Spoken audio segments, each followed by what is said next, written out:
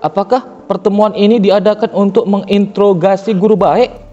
Guru baik hanya berusaha untuk melindungiku dari ancaman para asasin. Bentak Pak Tua Gong Sun Su mengutarakan pendapatnya. Tapi Perdana Menteri, karena dia tidak memberitahukan rencananya, banyak orang biasa menjadi korban, sahut Nam Gong Jaiha ke Pak Tua Gong Sun Su. Aku memiliki banyak musuh dan banyak diantaranya yang bisa menggunakan seni bela diri. Apakah kau bisa dengan percaya diri mengatakan kalau klan Nam Gong sama sekali tidak ada hubungannya dengan mereka? Setelah kembali Pak Tua Gong Sun Su ke Nam Gong Jaiha. Guru baik adalah orang yang menyelamatkan hidupku. Kalau kalian memecatnya, aku akan membawanya ke istana dan menjadikannya jenderal. Lanjut ucap Pak Tua Gong Sun Su. Mendengar perkataan itu, sontak saja Suryong pun terkejut. Meski begitu, jenderal agak... Apakah Nam Gong Jaiha akan mempercayai hal yang tidak masuk akal begini? Pikir Suryong dalam benaknya, menyangka omongan itu hanya menggertak. Seketika, suasana di ruangan itu menjadi hening karena banyak orang yang kaget setelah mendengar ucapan Pak Tua Gong Sun Su. Lah, percaya? Serius? Gumam kaget Suryong dalam benaknya setelah melihat ekspresi semua orang yang ada di sana. Maaf, tapi saya juga mengambil bagian dalam rencana ini. Kalau guru baik mendapatkan hukuman, maka saya juga, sahut juga Sadao, sembari menyodorkan lengannya. Maaf, kalau begitu saya juga ingin mengundurkan diri dari ujian masuk. Saya tidak ingin masuk ke perguruan ini kalau guru baik tidak ada, ucap juga Wijicheon memberikan keputusannya. Mendengar ucapan Wijicheon, sontak Kepsek Nogunsang pun kaget. Kita akan kehilangan harta karun sepertinya, gumam Kepsek Nogunsang. Jaiha, segera minta maaflah pada guru baik, ucap kesal Kepsek Nogunsang ke Nam Gong Jaiha melalui teknik transmisi suara. Hah? Apa kau bilang? Kenapa aku harus minta maaf? Sahut Nam Gong Jaiha bingung atas ucapan rekannya itu.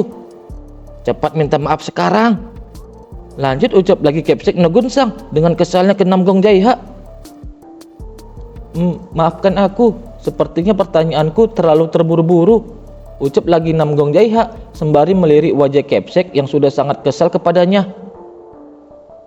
Lalu terlihat Pak Tua Gong Sun Su pun langsung bertepuk tangan setelahnya. Tidak ada orang yang tidak pernah berbuat salah. Sekarang mari kita bahas rencana selanjutnya, ucap Pak Tua Gong Sun Su memecah suasana yang sedikit canggung di sana. Kemudian pertemuan itu pun selesai. Sekarang scene berpindah di ruangan Pak Tua Gong Sun Su. Tetua, saya sudah dengar bahwa Sang Pedang Surgawi sendiri yang akan mengantarkan Anda, ungkap Sadao ke Pak Tua Gong Sun Su. Pedang Surgawi? Kenapa pula pengawal raja datang ke sini? Tanya Pak Tua Gong Sun Su ke Sadao.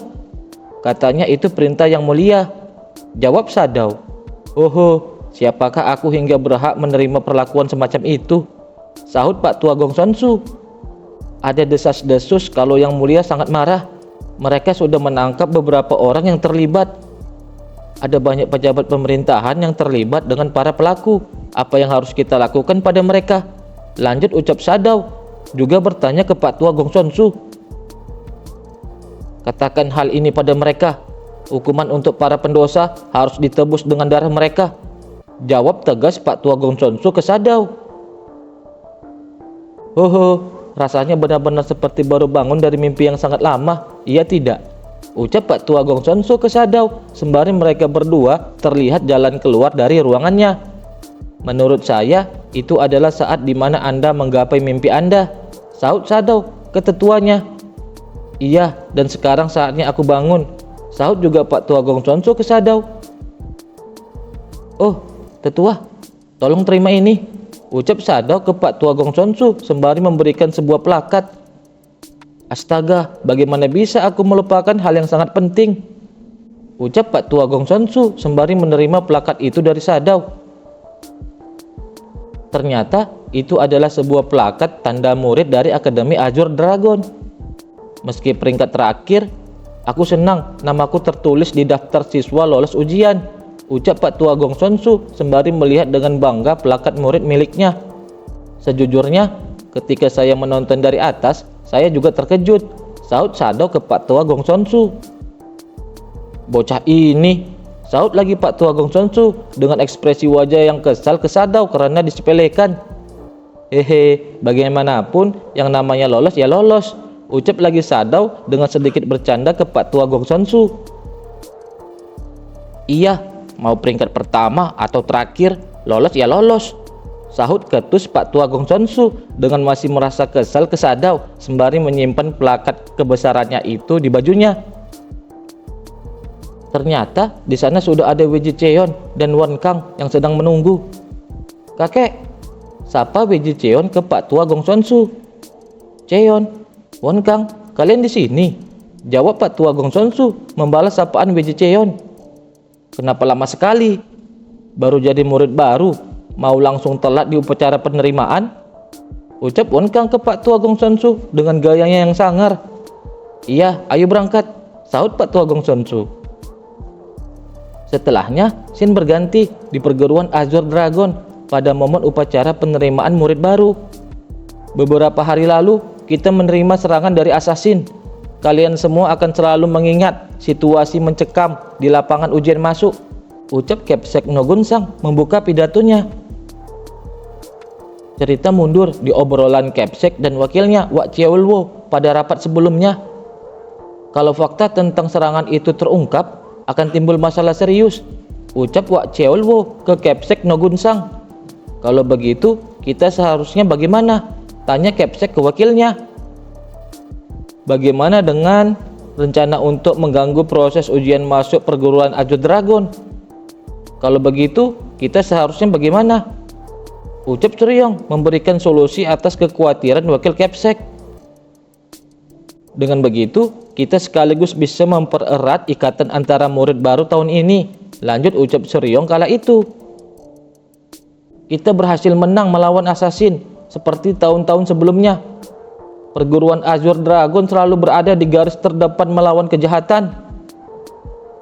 Sekarang, perwakilan murid baru akan menyampaikan pidato. Murid baru terbaik, silakan naik. Lanjut lagi ucap Capsek Nogunsang sembari mempersilakan murid unggulan naik ke atas podium. Tak lama, terlihatlah Wiji Cheon menaiki tangga podium dengan gagahnya. Yang juga terdengar bisikan-bisikan kecil dari para murid yang ada di sana yang mengatakan dia adalah monster yang kemampuannya setara dengan ketua OSIS Dogo Jun. Halo, namaku Wiji Cheon. Aku sangat ingin berdiri di hadapan kalian semua sebagai murid terbaik karena, ucap Wiji Cheon membuka pidatonya.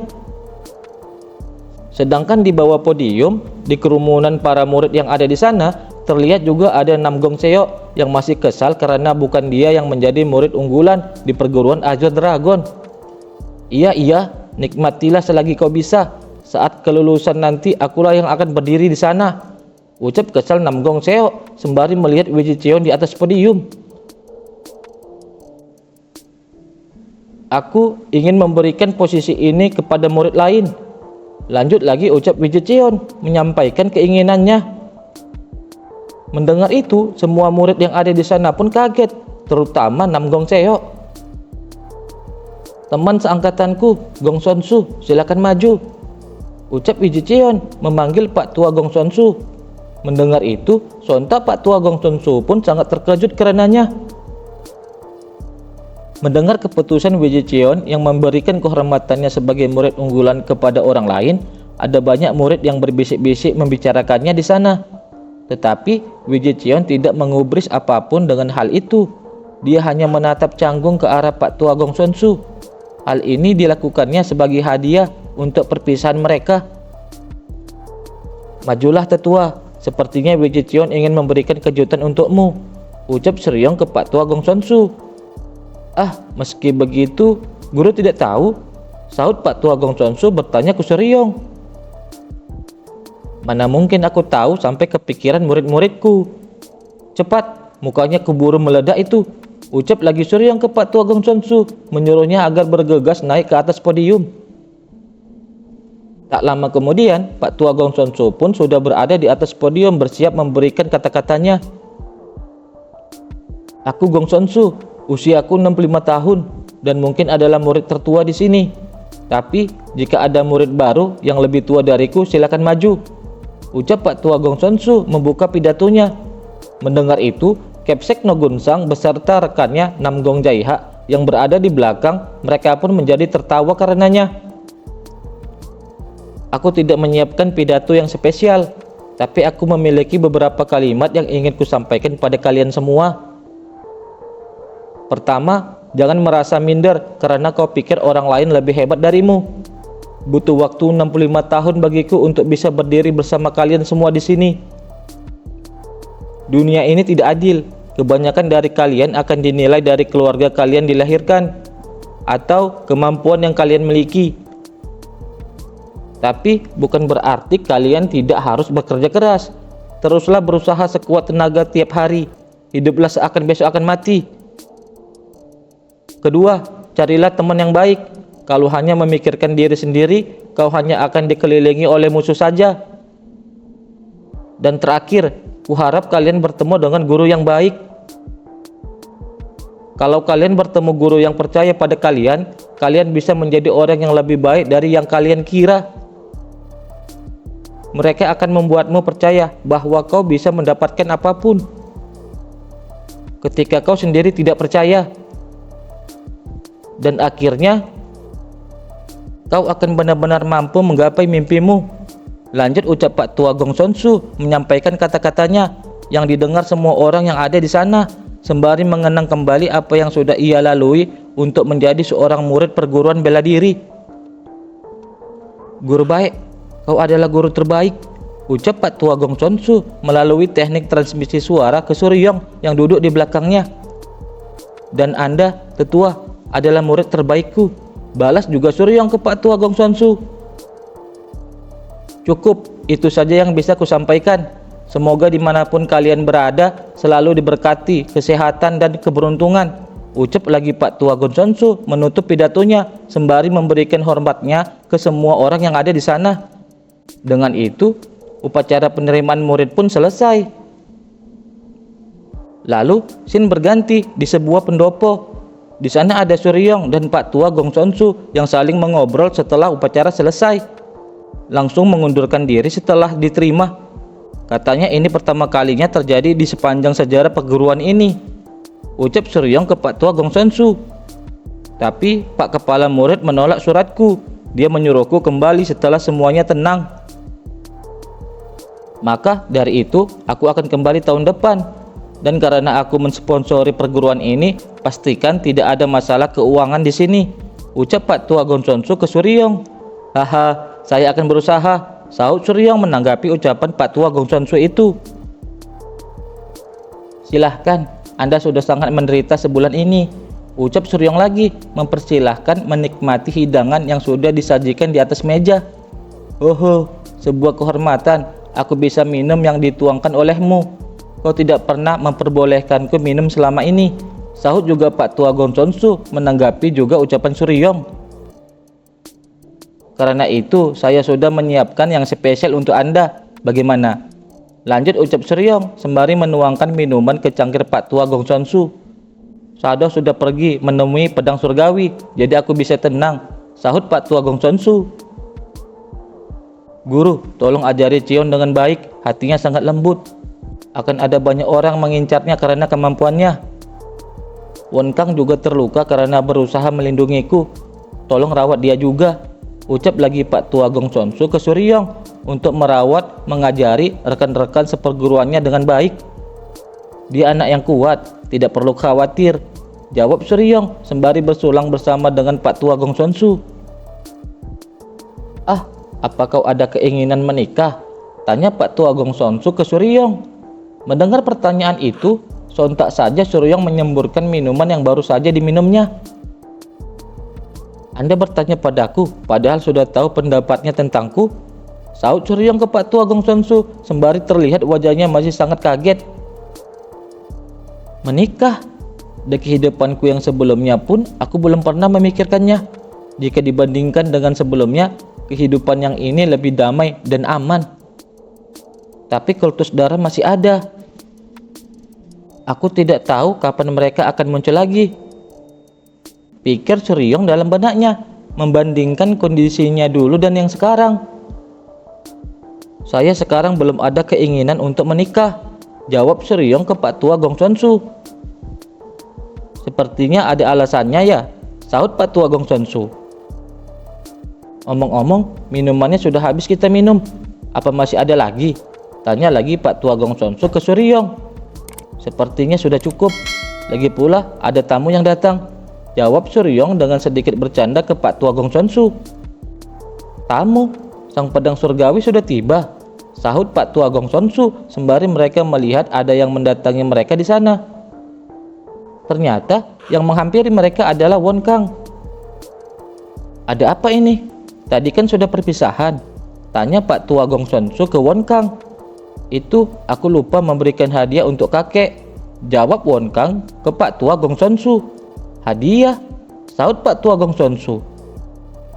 Kau malu mau memberikan karena tadi banyak orang ya? Apa hadiah? Ucap Pak Tua Gongsunsu yang seketika itu terhenti karena Won Kang menyerangnya secara tiba-tiba. Namun dengan sangat cepat Suryong berhasil membatalkan serangan itu sampai-sampai membuat Won Kang terdorong mundur. Bagaimana kau tahu? Aku sudah mencuri gaya bicara, cara berjalan, bahkan aroma tubuhnya, ucap orang itu yang ternyata ia bukan Won Kang yang asli.